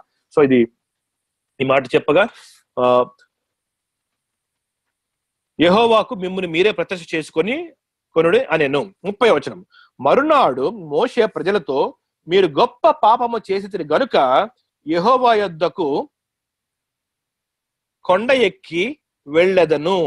ఇప్పుడు చెప్తున్నాడు అన్నమాట. ఇంకా యెహోవా ప్రసన్నత ఎక్కడ ఉన్నది, ప్రత్యక్ష ఎక్కడ ఉంది, సినాయి పర్వతం మీద ఇంకా అలాగే ఉన్నారు దేవుడు. ఇదంతా కింద జరుగుతుంది. 6th ట్రిప్ అయిపోయింది. సో మోషే ఏమంటున్నాడంటే, మీరు ఎంత గొప్ప పాపం చేశారు, ఇప్పుడు నేను ఏం చేయాలంటే మీకోసం నేను ఇంటర్సెషన్ స్టార్ట్ చేయాలి. నేను విజ్ఞాపన ప్రార్థన చేయడానికి నేను మళ్ళీ 7th ట్రిప్ నేను పైకి నేను వెళ్ళబోతున్నాను అని 7th ట్రిప్ అనౌన్స్ చేశాడు. ఇది లాస్ట్ ట్రిప్. ఇది మరునాడు మోషే ప్రజలతో, మీరు గొప్ప పాపము చేసితిరి గనుక యెహోవా యొద్దకు కొండ ఎక్కి వెళ్ళెదను. ఒకవేళ మీ పాపమునకు ప్రాయశ్చిత్తము చేయగలనేమో అని, మీరు చేసిన పాపానికి నేను వెళ్ళి రిపెంట్ అయితే దేవుడు మిమ్మల్ని క్షమించి రానున్న రోజులు మిమ్మల్ని అందరినీ కూడా తుడిచివేయకుండా ఉంటారేమో, మరి నేను వెళ్ళి నేను బ్రతిమాలుకోవాలి అని చెప్పి తను వాళ్ళకి చెప్పి బయలుదేరి వెళ్ళాడు. అప్పుడు మోషే యెహోవా యొద్దకు తిరిగి వెళ్ళాడు. 7th ట్రిప్ స్టార్ట్ అయిపోయింది. నోట్ చేసుకోండి. 32వ అధ్యాయం 31వ వచనం నుంచి 7th ట్రిప్ స్టార్ట్ అయింది. వెళ్ళి, అయ్యో ఈ ప్రజలు గొప్ప పాపం చేసిరి, వారు బంగారు దేవతను తమ కొరకు చేసుకొనిరి. అయ్యో నీవు వారి పాపమును ఒకవేళ పరిహరించితివా, లేని ఎడల నీవు రాసిన నీ గ్రంథములో నుండి నా పేరు తుడిచివేయమని బ్రతిమాలు కొనుక్కున్నాను. నేను దేవుడిని బ్రతిమాలుతున్నాడు. ఏమని, నువ్వు వారందరినీ క్షమించు ప్లీజ్. ఒకవేళ నువ్వు క్షమించకపోతే నన్నే అక్కడి నుంచి నీ గ్రంథాల్లోంచి తుడిచిపెట్టేయి, నన్ను కూడా ఉంచొద్దు అక్కడ, నన్ను తీసివేయి, నీ లిస్ట్ లోంచి తీసివేయి అంటే దేవుడు ఒక మాట అన్నారు. నిన్నెందుకు తీస్తాను నేను లిస్ట్ లోంచి అని ఒక మాట అన్నారన్నమాట. అందుకు యెహోవా, ఎవడు నా ఎదుట పాపము చేసానో వాణ్ణి నా గ్రంథములో నుండి తుడిచివేస్తాను, నిన్ను తుడిచివేయను. నేను ఎవడు పాపం చేస్తే వాడినే తీసేస్తాను నేను నా లిస్ట్ లోంచి, నిన్నెందుకు తీస్తాను అంటున్నారన్నమాట. అది కాబట్టి నీవు వెళ్ళి నేను నీతో చెప్పిన చోటికి ప్రజలను నడిపించుము. ఎక్కడికి చెప్పారు? కానాను దేశానికి అన్నమాట. 40 years తర్వాత ఫ్యూచర్ గురించి చెప్తున్నారు. నేను ఎక్కడికి నడిపిస్తానో నువ్వు వెళ్ళి, నీ పని నువ్వు చేయి, నువ్వు వెళ్ళి తర్వాత ఏం జరుగుతుందో చూద్దాం. కాబట్టి నీవు వెళ్ళి నేను నీతో చెప్పిన చోటుకి ప్రజలు నడిపించుము. ఇదిగో నా దూత నీకు ముందుగా వెళ్ళును, నేను వచ్చు దినమున వారి పాపమును వారి మీదకి రప్పించదును. నేను ఎప్పుడు వస్తానో ఎప్పుడు వారిని పనిష్ చేయాలో నాకు తెలుసు. నువ్వు మాత్రం నీ డ్యూటీ నువ్వు చేయి. నేను ఎందుకు పిలిచాను? నువ్వు వారిని కానాను దేశానికి నడిపించాలి. నేను ప్రాయశ్చిత్తం చేస్తానా లేదా అనే తర్వాత సంగతి. నిన్ను తుడిచేస్తానా? నేను తొడవను. నీ అభిలాష అయి ఉండొచ్చు, కానీ ఎవడు నా ఎదుట పాపం చేస్తాడో వాడినే నా జీవ గ్రంథంలోంచి నేను తీసేస్తాను. సో నువ్వు వెళ్ళి వాళ్ళని నడిపించు. ఇదిగో నా దూత నీకు తోడుగా, నేను నా దూతని పంపిస్తున్నాను. నేను నీకు ముందుగా వెళ్ళును, నేను వచ్చి దినమున వారి పాపమును వారి మీదకి రప్పించదును అని మోషేతో చెప్పాను.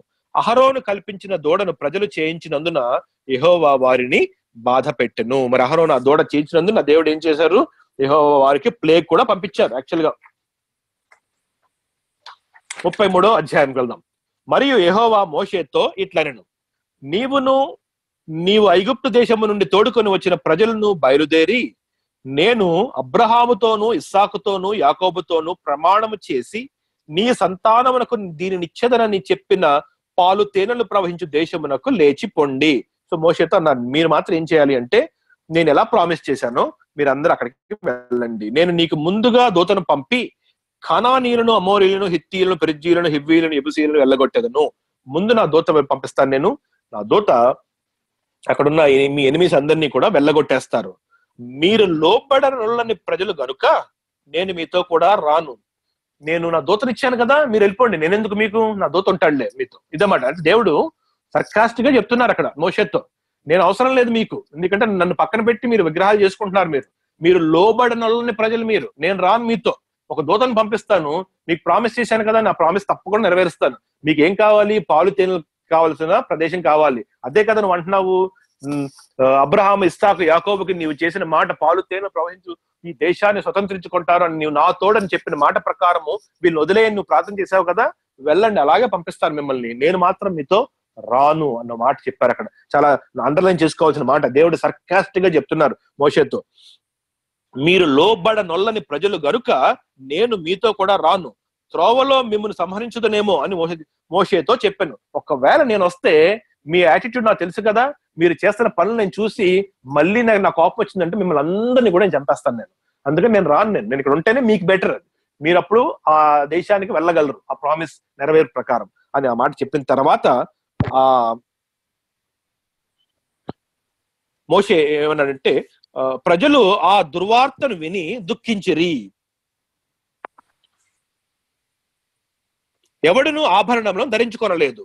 కాగా యెహోవా మోషేతో ఇట్లనెను, నీవు ఇజ్రాయేలీలతో మీరు లోబడనొల్లని ప్రజలు, ఒక క్షణమాత్రము నేను మీ నడుమకు వచ్చితినా మిమ్మల్ని నిర్మూలము చేసేదను గనుక మిమ్మల్ని ఏమి చేయవలనో అది నాకు తెలియనట్లు మీ ఆభరణములను మీ మీద నుండి తీసివేయడి అని చెప్పుమనెను. ఈ మాట చెప్పారన్నమాట దేవుడు. ఆభరణములను తీసివేయండి అంటే ఈ ప్రజలందరూ కూడా ఆ దుర్వార్త విని దుఃఖించిరి.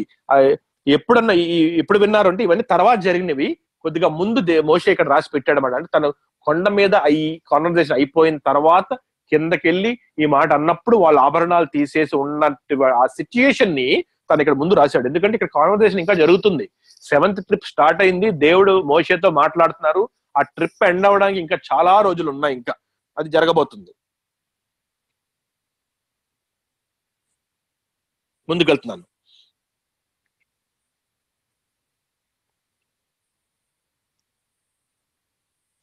6వ వచనం. కాబట్టి ఇశ్రాయేలీయులు హోరేబు కొండ యొద్ద తమ ఆభరణములను తీసివేసిరి.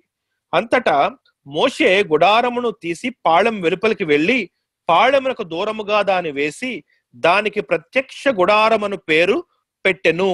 యెహోవాను వెతికిన ప్రతివాడును పాళెమునకు వెళ్ళి, మళ్ళీ ఒక్క నిమిషం అండి, నాకు ఈ ప్రింట్ చేసుకున్న దాంట్లో కొన్ని అక్షరాలు మిస్ అయిపోయినాయి. నేను మళ్ళీ బైబిల్కి వెళ్ళి చదువుతున్నాను, అందుకని టైం పడుతుంది. ఒక్క నిమిషం.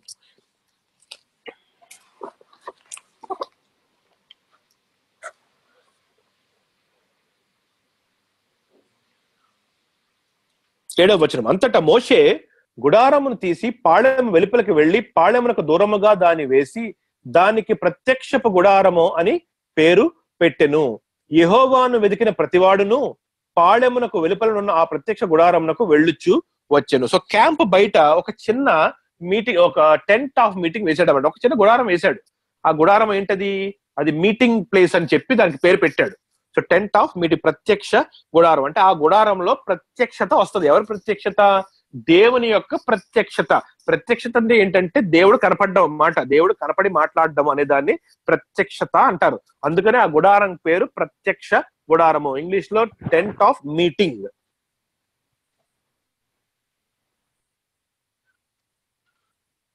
మరి మోషే ఆ గుడారంకు వెళ్ళినప్పుడు ప్రజలందరూ లేచి ప్రతివాడు తన గుడారపు ద్వారమందు నిలిచి అతడు ఆ గుడారము లోనికి పోవు వరకు అతన్ని వెనుక తట్టు నిదానించి చూచుచుండెను.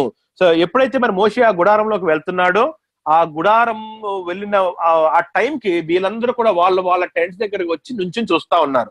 మళ్ళీ గుడారం నుంచి బయటికి రాగానే వాళ్ళ గుడారంలోకి వెళ్ళిపోతున్నారు.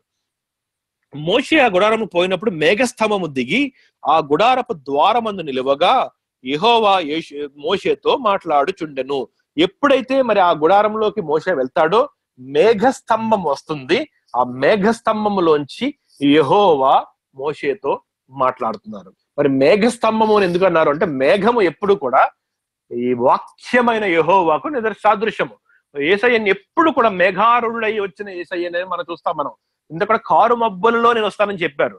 ఆఖరిలో మనం తీసుకెళ్ళడానికి వచ్చినప్పుడు కూడా నేను మేఘాలలో మధ్యాకాశానికి వచ్చినప్పుడు నా సంఘాన్ని నేను లేవనెత్తానని చెప్తారు. మళ్ళీ ఆ తర్వాత ఆఖర నేను వస్తున్నప్పుడు ఆయన ధవళ ఆయన గుర్రం మీద వస్తున్నప్పుడు మేఘాలతో పాటు దేవుడు దిగి వస్తారు, యేసయ్య దిగి వస్తారని చెప్తారు. ఈ మేఘము అనే మాట ఎప్పుడు కూడా యేసయ్యతో అటాచ్ అయ్యి ఉంటుంది, క్లౌడ్ అనేది. సో ఇక్కడ మనకు తెలుసు మరి వాక్యం అనే యెహోవా మోషేతో మాట్లాడుతూ కంటిన్యూస్ గా మాట్లాడుతున్నారు కనుక అక్కడ మేఘస్తంభము రావడము, మరి ఆ మేఘములోంచి యేసయ్య మాట్లాడడం జరుగుతుంది. మోషే ఆ గుడారంలోకి పోయినప్పుడు మేఘస్తంభము దిగి ఆ గుడారపు ద్వారమందు నిలువగా యెహోవా మోషేతో మాట్లాడుచుండెను. ప్రజలందరూ ఆ మేఘస్తంభము ఆ గుడారపు ద్వారమును నిలుచుట చూచి లేచి ప్రతివాడును తన గుడారపు ద్వారమును నమస్కారము చేయుచుండ్రు. ఎప్పుడైతే ఆ మేఘస్తంభం చూసారో వారికి అర్థమైంది దేవుడు మళ్ళీ వచ్చి మాట్లాడుతున్నారు మోషేతో అని చెప్పి వారందరూ నమస్కారం చేస్తున్నారు. మనుష్యుడు తన స్నేహితునితో మాట్లాడినట్లు యెహోవా మోషేతో ముఖాముఖిగా మాట్లాడుచుండెను. మరి ఆ మేఘస్తంభంలో ఎవరికి కనబడకుండా only Moshe Yesayya 1-on-1 face to face మాట్లాడుకుంటున్నారు ప్రతిరోజు కూడా. ఎప్పుడైతే తరువాత అతడు పాళెంలోనికి తిరిగి వచ్చి చుండెను. సో అది జరుగుతుంది, ఇది ఒక ప్రాసెస్ చెప్తున్నాడు అన్నమాట మోషే. మరి అయిన వెంటనే ఏం చేస్తాడు? క్యాంప్కి వెళ్తాడు. మరి క్యాంప్కి వెళ్ళిన కొన్ని రోజుల తర్వాత మళ్ళీ ప్రత్యక్ష గుడారానికి వెళ్తాడు. మళ్ళీ దేవుడు యేసయ్య వస్తారు, యెహోవా వస్తారు, మాట్లాడతాడు, మళ్ళీ వెనక్కి పాళెంలోకి వెళ్తాడు. సో అలాగా ఆ ప్రాసెస్ అనేది స్టార్ట్ అయింది అక్కడ. అతని పరిచారకుడును నూను కుమారుడైన యెహోషువ అను యవనస్తుడు గుడారంలో నుండి వెలుపలికి రాలేదు. మోషే బయటకు వస్తున్నాడు కానీ గుడారంలో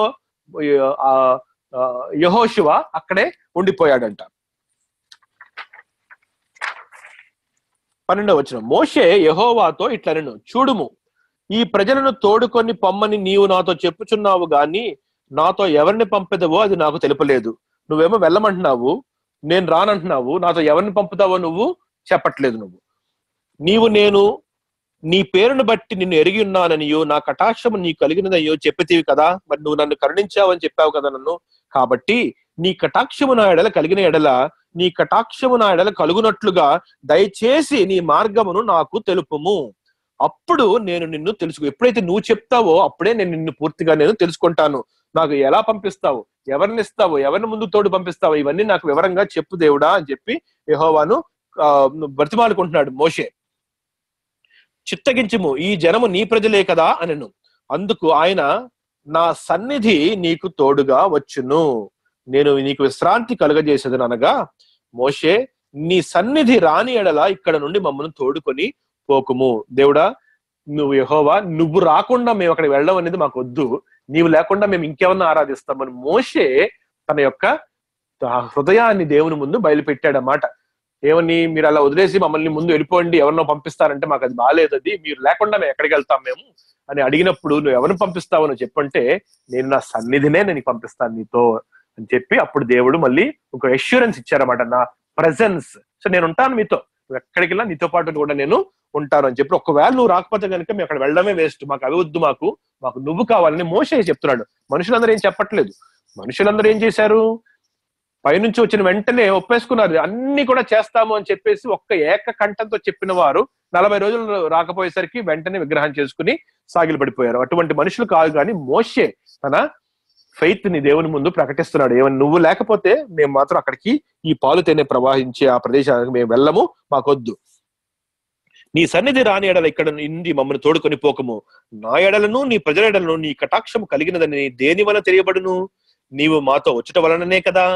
అట్లు మేము అనగా నేనును నీ ప్రజలను భూమి మీద ఉన్న సమస్త ప్రజల నుండి ప్రత్యేకింపబడుదుమని ఆయనతో చెప్పాను.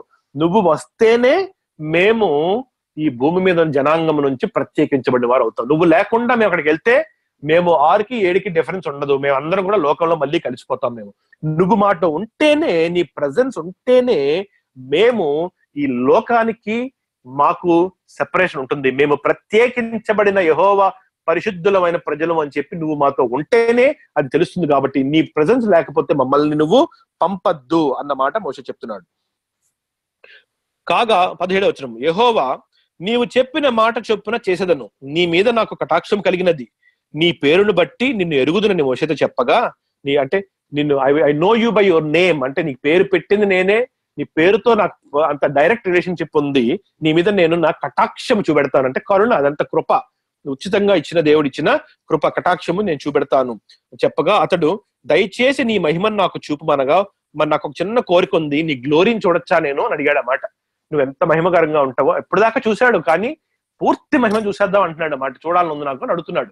మరి మోషే కొండ మీదకి వెళ్ళాడు, దేవునితో మాట్లాడాడు, మరి బర్నింగ్ బుష్ దగ్గర ఎన్కౌంటర్ అయింది, హోరే పర్వతం మీద, ఇక్కడ సైనాయి పర్వతం మీద దహించు అగ్ని దగ్గరికి వెళ్ళాడు, అన్ని చూశాడు. ఇంకా మహిమ, నీ మహిమని పూర్తిగా నేను చూడాలని ఉంది అంటే అప్పుడు దేవుడు ఒక మాట అన్నారు, ఆయన, నా మంచితనం అంతయు నీ ఎదుట కనపరచెదను, యెహోవా అను నామమును నీ ఎదుట ప్రకటించెదను, నేను కరుణించు వాని కరుణించెదను, ఎవని యందు కనికరపడదనో వాని యందు కనికరపడదను అని చెప్పాను. దేవుని యొక్క లక్షణాలు దేవుడు చెప్తున్నారు.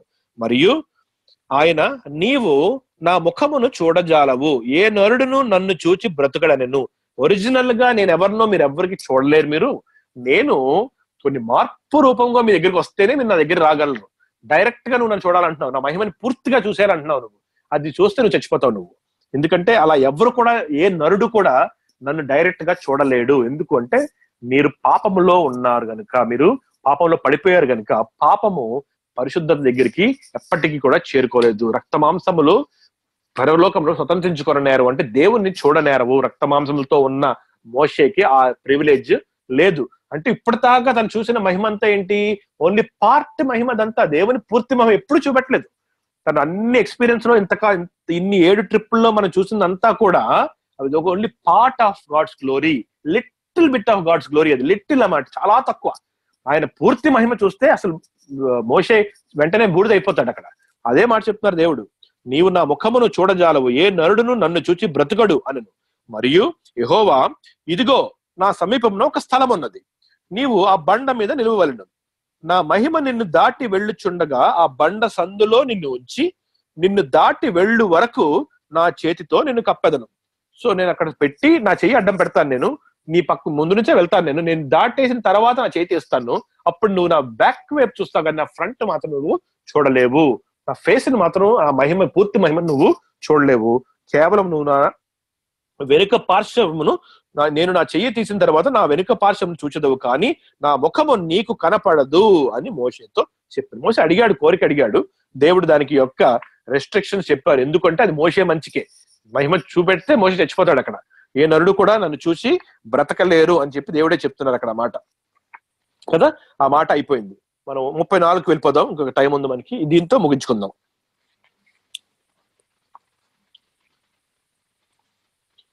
మరియు యెహోవా మోషేతో, మొదటి పలకల వంటి మరి 2 రాతి పలకలను చెక్కుము.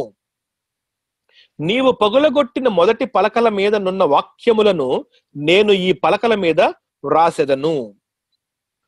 ఉదయమునకు నీవు సిద్ధపడి ఉదయమున సీనాయి కొండ ఎక్కి అక్కడ శిఖరము మీద నా సన్నిధికి నిలిచి ఉండవలెను. ఇక్కడ నేను ఒక్కసారి చిన్న నోట్ చేసుకోలేదు. 7th స్టార్ట్ అయిన తర్వాత ఇది 8th లేకపోతే 7th కంటిన్యూషనా? ఎందుకంటే 7th దగ్గర వెళ్తానని చెప్పాడు కానీ ఇంకా కొండపైకి వెక్కలేదు. అది పక్కన నోట్ చేసుకుందాము, నేను మీకు క్లారిఫై చేస్తాను. అయితే మరి లాస్ట్ ట్రిప్ స్టార్ట్ అవబోతుంది. ఎందుకంటే దేవుడు ఏం చెప్పారంటే, మరి మోషే, యెహోవానైన నేను నీకు ఇచ్చిన ఆజ్ఞలు, ఆ పలకలు అవి కూడా నువ్వు పగలగొట్టేశావు కనుక ఇప్పుడు నేను మళ్ళీ రిపీట్ చేస్తాను. నేను ఏం చెప్పానో అదంతా కూడా మళ్ళీ నేనే రాసి మళ్ళీ తిరిగి నేను ఇస్తాను. మొదటి పలకల వంటి మరి 2 రాతి పలకలను నువ్వు చెక్కుము. ఇందాక ఇచ్చినవి ఏంటవి? అవి డైరెక్ట్ గా దేవుడిచ్చిన రాతి పలకలు, అవి పగలగొట్టేశాడు. ఇప్పుడు దేవుడు, నువ్వే 2 రాతి పలకలు తయారు చేసుకుని నా దగ్గరికి రా, దాని మీద నేను మళ్ళీ నా చేతి రాతతో రాసి తిరిగి 10 ఆజ్ఞలు నీకు నేను ఇస్తాను. మొదటి పలకల వంటి 2 రాతి పలకలను చెక్కుము. నీవు పగులగొట్టిన మొదటి పలకల మీద నున్న వాక్యములను నేను ఈ పలకల మీద రాసేదను. చూసారా, నేను రాస్తానని చెప్పి డైరెక్ట్ గా యేసయ్య యెహోవా, వాక్యం అనే యెహోవా మళ్ళీ మోషేతో చెప్తున్నారు. కోప్పడలేదు. అవి పగలగొట్టినందుకు ఒక్క మాట కూడా దేవుడు అనలేదు. ఎందుకంటే అది రైచియస్ యాంగర్ లో చేశాడు. అంటే నీతి కొరకు వచ్చిన కోపంతో ఆ పని చేశాడు కనుక దేవుడు ఎట్టి పరిస్థితుల్లో మోషేని ఆ విషయంలో ఒక మాట కూడా అనలేదు. ఇన్స్టెడ్ ఏమంటున్నారు, నువ్వు మళ్ళీ రా, నేను మళ్ళీ చేస్తానని చెప్తున్నాను. అంటే నేను ఇచ్చింది నువ్వు పగలగొట్టేసావు, నేను మళ్ళీ ఏమని అనట్లేదు, కానీ నువ్వు మళ్ళీ 2 పలకలు తెచ్చుకుంటే మళ్ళీ నేను రాసి నీకు నేను ఇస్తాను అని దేవుడు ఆ కృపా కటాక్షము మోషే మీద చూపెడుతున్నారు. ఉదయము నాకు నీవు సిద్ధపడి ఉదయమున సీనాయి కొండ ఎక్కి అక్కడ శిఖరము మీద నా సన్నిధిని నిలిచి ఉండవలను. మళ్ళీ ఆ పైకి వచ్చేసాయి నువ్వు, సేమ్ ప్లేస్ కి, మనం ఇప్పుడు దాకా 7 ట్రిప్ లో మాట్లాడుకున్న ప్లేస్ కి మళ్ళీ వచ్చేసాయి నువ్వు అని చెప్పి పిలిచారు. ఏ నరుడును నీతో ఈ కొండకు రాకూడదు. మళ్ళీ ఇన్స్ట్రక్షన్, ఆంక్షలు అలాగే ఉన్న, ఏమి సడలించలేదు. ఒక్క 5వ ట్రిప్ లో మాత్రం కొద్దిగా సడలించారు అంతే దేవుడు. అది కూడా ఈ 74 మంది కొద్దిగా వచ్చి చూసి వెళ్ళిపోవడానికి అంతే. మిగిలిన టైంలో ఎక్కడా కూడా ఎవరిని టచ్ కూడా చేయదన్నారు. టచ్ చేస్తే వారు చనిపోవాలి, నా ఉగ్రత వారి మీద పడిపోతుంది. అది ఇంకా జ్ఞాపకం చేస్తున్నారు. చూడండి ఇన్నిసార్లు రిపీట్ చేస్తున్నారు.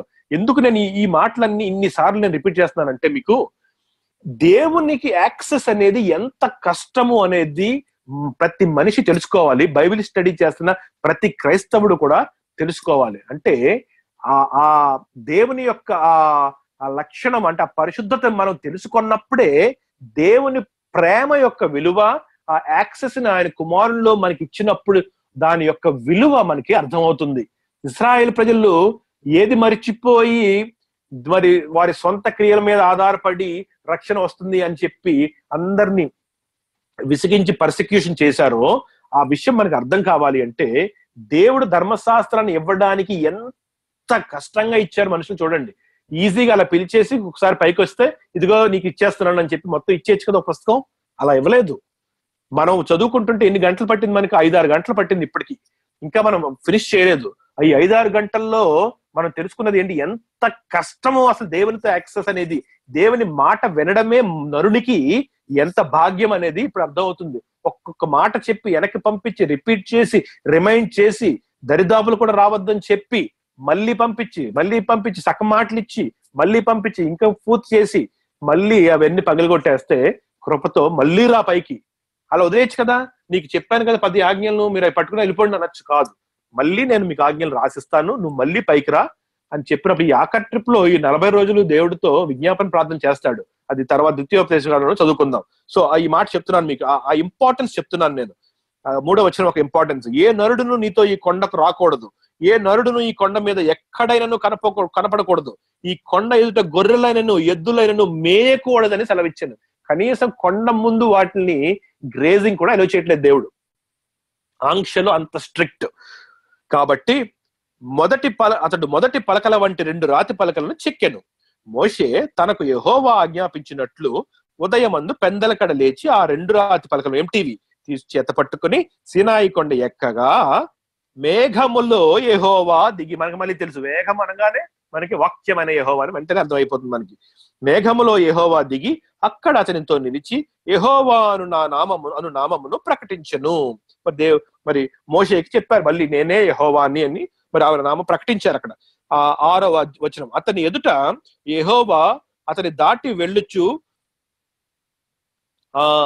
జాగ్రత్తగా వినండి ఇక్కడ ఎందుకు ప్రకటించారు అంటే, ఈ నేమ్ యొక్క ఇంపార్టెన్స్ ని వాక్యమును యెహోవా మోషే ముందు అలా నడుస్తూ చెప్పుకుంటూ వెళ్ళిపోతున్నారంట. మోషే పైకి వచ్చాడు, మేఘంలో యేసయ్య వచ్చారు అక్కడికి, వాక్యమైన యెహోవా. ఆ వాక్యమైన యెహోవా నోట్లోంచి కొన్ని మాటలు వచ్చినాయి. ఆ మాటలు గమనించండి. ఆ మాటలు ఏంటి అంటే, అతని ఎదుట, ఎవరి ఎదుట? మోషే ఎదుట యెహోవా అంటే యేసయ్య, వాక్యమైన యెహోవా మోషేను దాటి వెళ్ళుచు ఈ మాట స్టార్ట్ చేశారు. యెహోవా కనికరము దయా దీర్ఘశాంతము విస్తారమైన కృపా సత్యములు గల దేవుడైన యెహోవా. డిక్లరేషన్ అన్నమాట ఆ యెహోవా నామానికి, త్రిత్వమైన దేవుడైన యెహోవా. ఎందుకంటే ఆ మాట ఎండ్ ఏమైంది? దేవుడైన యెహోవా. సో మేమెవరు అని చెప్పడానికి యేసయ్య మాట్లాడుతున్నారు. నా లక్షణాలు ఏంటి అంటే, యెహోవా కనికరము దయా దీర్ఘశాంతము విస్తారమైన కృపా సత్యములు గల దేవుడైన యెహోవా. అందుకని మీరందరూ బ్రతికున్నారు, ప్రపంచం అంతా ఇంకా నడుస్తుంది అంటే నాలో ఉన్న ఈ లక్షణాలు ఏంటో అని ప్రకటిస్తున్నారంట. అప్పుడు దాకా మోషేకి ఇవన్నీ వినలేదు, ఎప్పుడు ఏ మనిషి కూడా వినలేదు.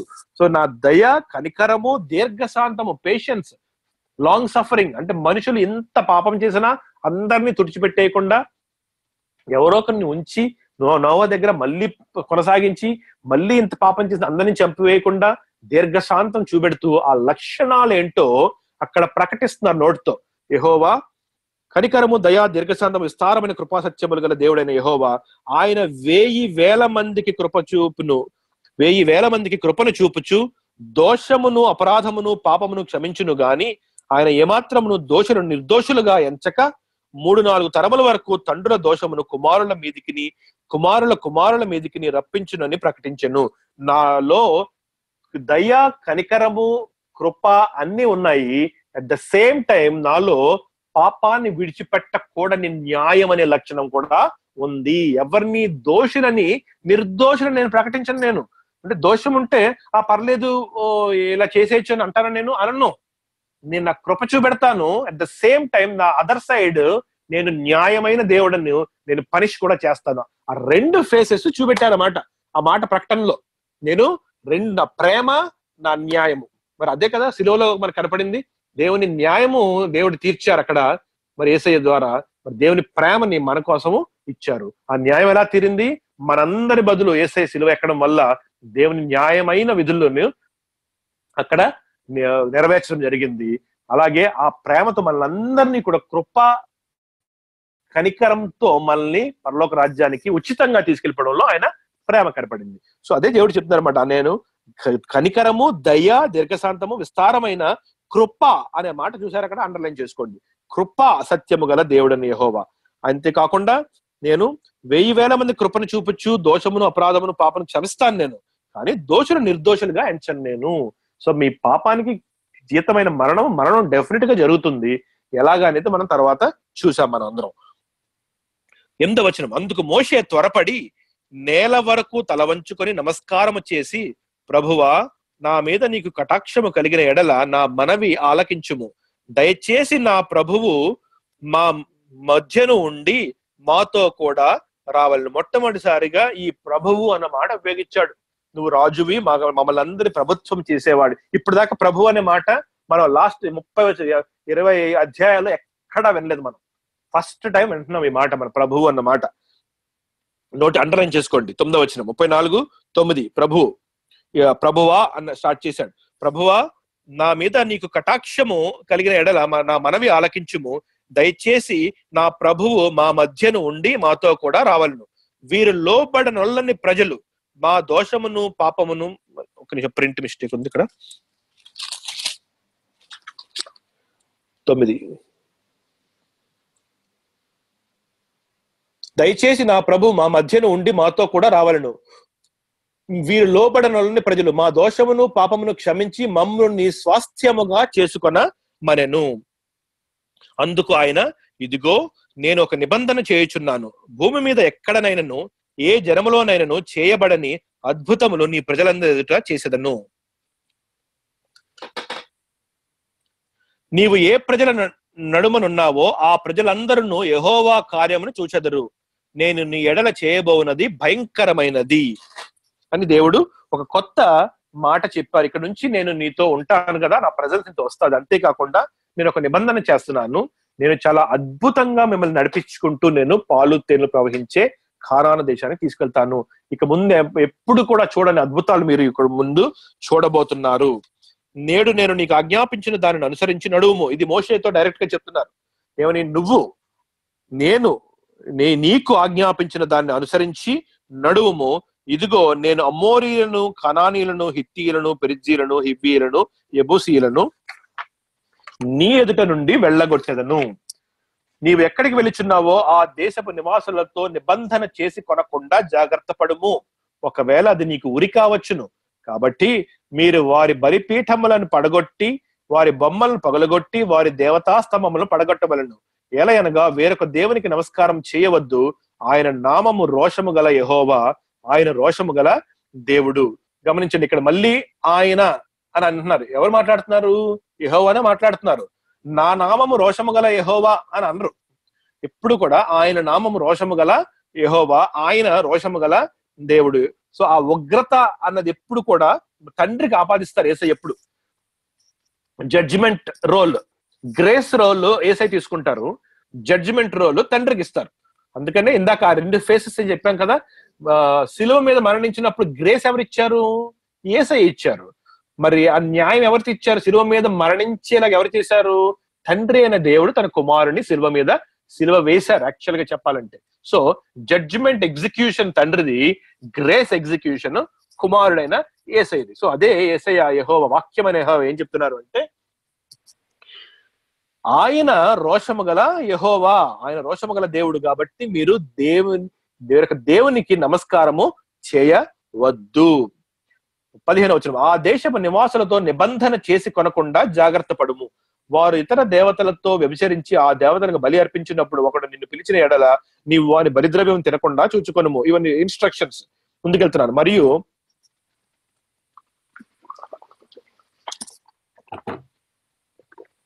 నీవు నీ కుమారుల కొరకు వారి కుమార్తెలను పుచ్చుకొను నెడల వారి కుమార్తెలు తమ దేవతలతో వ్యభిచరించి నీ కుమారులను తమ దేవతలతో వ్యభిచరింప చేయుదురేమో. పోత పోసిన దేవతలను చేసుకొనవలదు. నువ్వు ఆ పని, మీ కుమారులు ఒకవేళ మీరు మిక్స్ అయిపోతే మళ్ళీ ఆ మిక్స్చర్లో ఏమవుతుంది? వారు చేసిన పాపం మళ్ళీ మీలోకి వచ్చేస్తుంది. ఆ సెపరేషన్ మీరు మెయింటైన్ చేయండి. ఒకవేళ చేయకపోతే వాళ్ళందరినీ వచ్చిన మీ కోడళ్ళు వాళ్ళందరూ కూడా మీ కుమారులను కూడా ఆ పాపంలో ముంచి వేస్తారు. మరి అది జరిగింది కదా, సొలొమోను చేసిన పని అదే కదా. మరి 1000 మందిని తెచ్చుకున్నప్పుడు వాళ్ళందరూ కూడా వాళ్ళ విగ్రహాలను తెచ్చుకోవడం వల్ల మొత్తం ల్యాండ్ అంతా విగ్రహాలతో ఒక 500 సంవత్సరాలు కంప్లీట్ గా కలుషితం అయిపోయింది అక్కడి నుంచి. సరే, ఆ తర్వాత చదువుకుందాం. పోత పోసిన దేవతలను చేసుకొనవలదు, మీరు పొంగని వాటి పండుగ ఆచరింపరు. ఇక్కడ నుంచి దేవుడు ఇన్స్ట్రక్షన్ ఇస్తున్నారు. ఒక 3 పండగల గురించి దేవుడు చెబుతున్నారు. సో ఆ 3 పండగలు అయిపోయిన తర్వాత ముందుకు వెళ్ళిపోతున్నాను నేను.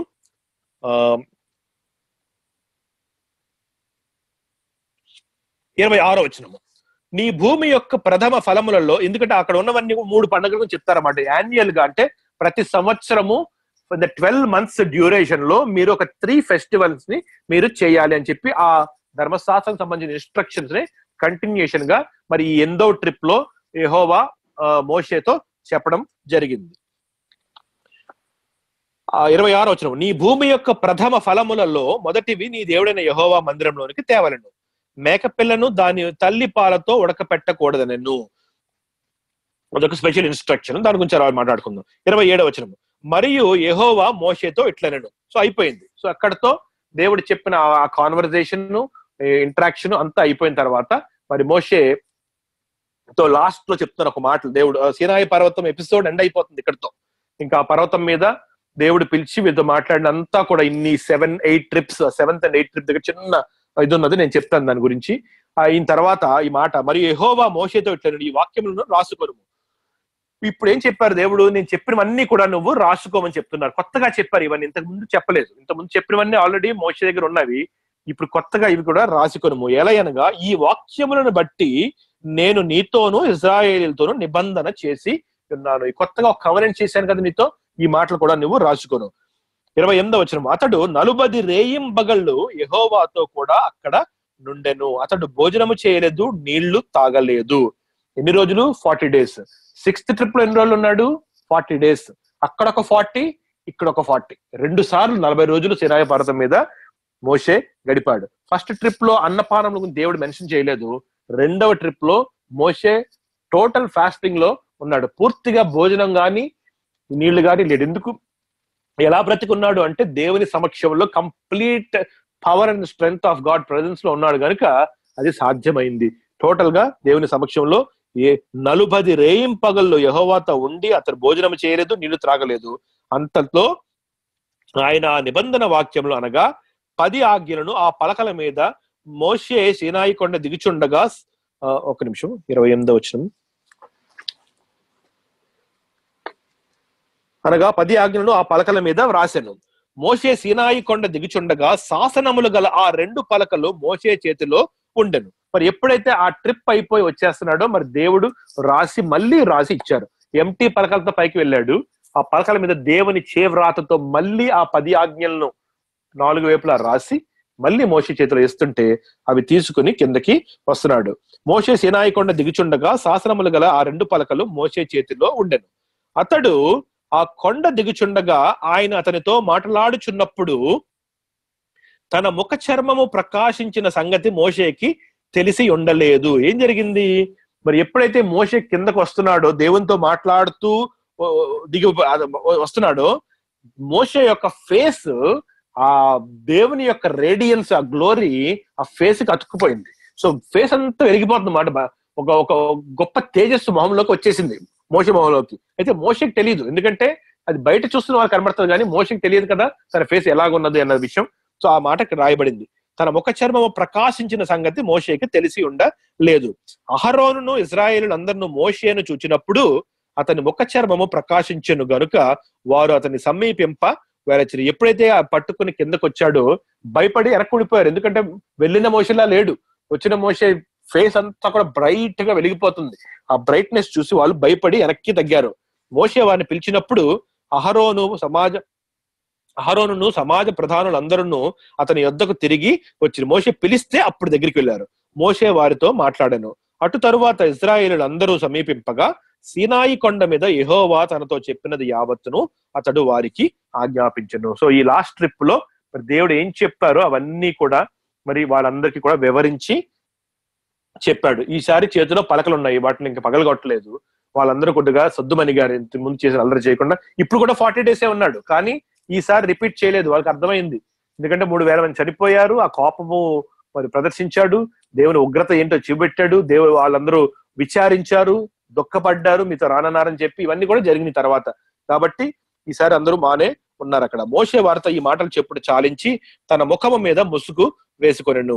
మరి ఆ బ్రైట్నెస్ ని కదా అది అందరికి చూపెట్టడం మరి భయపడి ఆ బ్రైట్నెస్ మీరు చూడలేరని చెప్పేసి ఆ ముఖం ఎప్పుడు కూడా ఒక వేలు వేసుకుని ఉండేవాడు. ఆ ముఖం మీద ఆ ప్రకాశం ఎప్పుడు వచ్చినా కూడా, దేవునితో ఎప్పుడు మాట్లాడినా ఆ ప్రకాశం అనేది ముఖం మీద వచ్చేస్తుంది. తనకి స్లోగా తగ్గుకుంటా వెళ్తుంది. సో ఎప్పుడైతే ముఖం మీద ప్రకాశం ఉంటుందో దాని మీద ఒక వేలు వేసేసేవాడు మనుషులకు కనబడకుండా. ఆయనను మోషే యెహోవాతో మాట్లాడకు ఆయన సన్నిధిని ప్రవేశించింది మొదలుకొని అతడు వెలుపలికి వచ్చే వరకు, ఇది ఎప్పుడు జరిగింది? ఆ ప్రత్యక్ష గుడారంలో జరుగుతూ ఉంటుంది అన్నమాట. ఇది వచ్చే వరకు ఆ ముసుగు తీసివేసాను. అతడు వెలుపలికి వచ్చి తనకు ఆజ్ఞాపింపబడిన దానిని ఇశ్రాయేలులకు చెప్పెను. మోషే ముఖ చర్మము ప్రకాశింపగా ఇశ్రాయేలీయులు మోషే ముఖమును చూచిరి. మోషే ఆయనతో మాట్లాడుటకు లోపలికి వెళ్ళు వరకు తన ముఖము మీద ముసుగు కొనెను. ఆ లోపలికి అన్న మాట ఏంటంటే ఆ ప్రత్యక్ష గుడారం గురించి మాట్లాడుతున్నారు అన్నమాట. కొండ నుంచి వచ్చేసిన తర్వాత ఈ ప్రాసెస్ అనేది ఒకటి స్టార్ట్ అయింది. ఏంటి అంటే మోషే ప్రతిసారి దేవునితో మాట్లాడడానికి ప్రత్యక్ష గుడారంలోకి వెళ్తే ముఖాముఖిగా దేవుడు అన్ని మాట్లాడేవారు. ఆ టైంలో తన ముఖము తేజస్సుతో నిండిపోయేది. అది బయటకు వస్తున్నప్పుడు అందరికీ చూపెట్టలేక దాని మీద వేలు వేసుకునేవాడు. తిరిగి వెళ్ళేసరికి అది తగ్గుతా వచ్చేది. మళ్ళీ వెనక్కి వచ్చినప్పుడు మళ్ళీ తేజస్ వచ్చేది. మళ్ళీ ముఖం మీద ఆ ముసుగు వేసుకోవడం మొదలుపెట్టి ఇవి కొంతకాలము జరిగింది. అది సో ఇక్కడతో మనం ఈ రోజు స్టడీని ముగించుకుందాము. ఇంకా మనకి పూర్తి అవ్వలేదు స్టడీ, మనకి రేపటితో పూర్తి అవబోతుంది. అందరూ ద్వితీయోపదేశ కాండము 9-10 అధ్యాయాలు చదివి రేపు మనం స్టార్ట్ చేసుకుందాము. రేపు షార్ట్ సెషన్ 1 hour లో అయిపోతుంది. ఈ 1 hour లో ద్వితీయోపదేశ కాండము 9-10 అధ్యాయాలు చదివినప్పుడు కొన్ని విషయాలు ఇక్కడ తెలియనివి, కొన్ని ఇంపార్టెంట్ విషయాలు. ఒక్క నిమిషం మంచిగా చదువుతాను. సో ఈ మన ఎపిసోడ్ అంతా అంటే ధర్మశాస్త్రము మోషేకి ఇజ్రాయెల్ ప్రజలకి దేవుడు ఇచ్చిన ఈ ప్రాసెస్ అంతా కూడా ఎగ్జాక్ట్ గా ఈ ద్వితీయోపదేశ కాండము 9-10 మనం చదివినప్పుడు కంప్లీషన్ వస్తుంది. దానికి కనుక ఈ లాస్ట్ 2 అధ్యాయాలు చదివినప్పుడు మనకు ఒక కంప్లీట్ పిక్చర్, ఫుల్ పిక్చర్ వస్తుంది.